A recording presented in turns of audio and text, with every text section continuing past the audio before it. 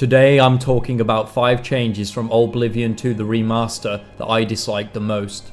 Hopefully you've watched my 5 things I love about Oblivion video already, so that you'll be aware that I really like the remaster and that the things I dislike about the remaster are way overshadowed by the things that I like.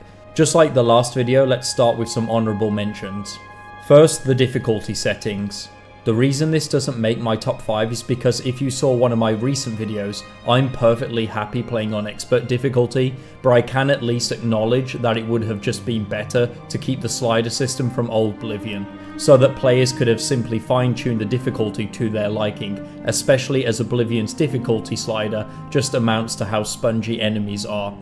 Next honourable mention is the design of the orcs. I touched upon this in the Things I Love video, but I'll just repeat it here really quickly. Some of the orcs look fine, but others look like they're made of Play-Doh. When I see Play-Doh orcs, they do break my immersion a little bit, but it's fine, I'll get over it.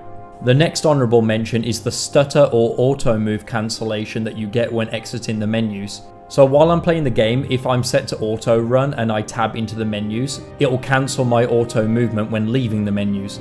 But what's worse than that is sometimes in combat I'll tab into the menus to do something, such as equip a poison, and when I tab out, I'm unresponsive for a second if I'm already holding down a button, ready to move or block. Obviously the fix for this is just to not hold down a button too early when leaving a menu, but really this shouldn't be an issue in the first place. It's annoying because then it means that I will take damage from enemies from time to time, and it has actually led to my death a few times too.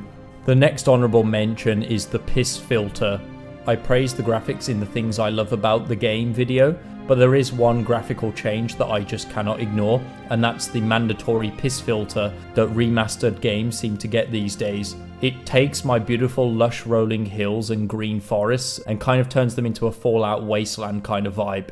It kind of looks like that one mandatory filter that's placed on US drug shows just to let the audience know that they're in Mexico now. The last honourable mention is more of a dishonourable mention, and I hate that I feel like I have to bring it up in the first place, but if I don't, it would just be an elephant in the room. Of course, it's the body type. The main reason I dislike it is because it's overshadowed the way more interesting aspects of the game. As seen in my What's Changed video where there were over 100 comments talking about this one change, and it's an unnecessary change as it has no impact on the game. On the other hand, if this one minor change meant that much to you, then yes, PC players could just download a mod to revert it. And I understand of course that console players can't do that, but again, it's just on the screen for a few seconds. So now that that's dusted with, let's move on to the real 5 things that I dislike about the game. Number 1, the map tab.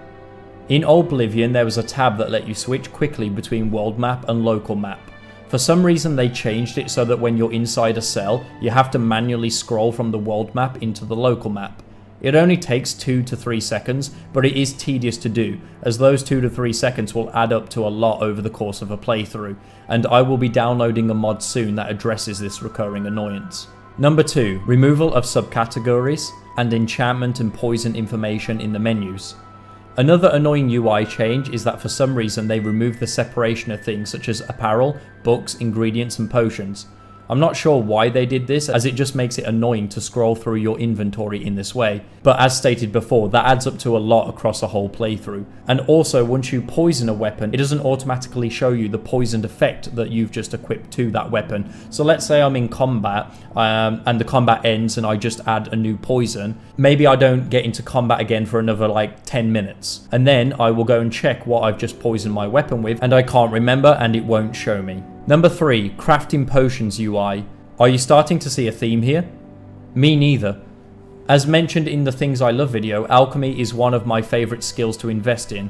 On the one hand, they added the cool filter system to see which potions you could craft. However, the thing that they changed makes no sense. In Oblivion, when you selected an ingredient, it automatically then show you other ingredients that could combine with it, removing all of the ingredients from the list that couldn't combine with it.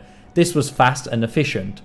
Now you have to manually scroll through the list of ingredients and look for the highlighted effects to see what matches. This is way slower than the older system, and I really don't know why they did it.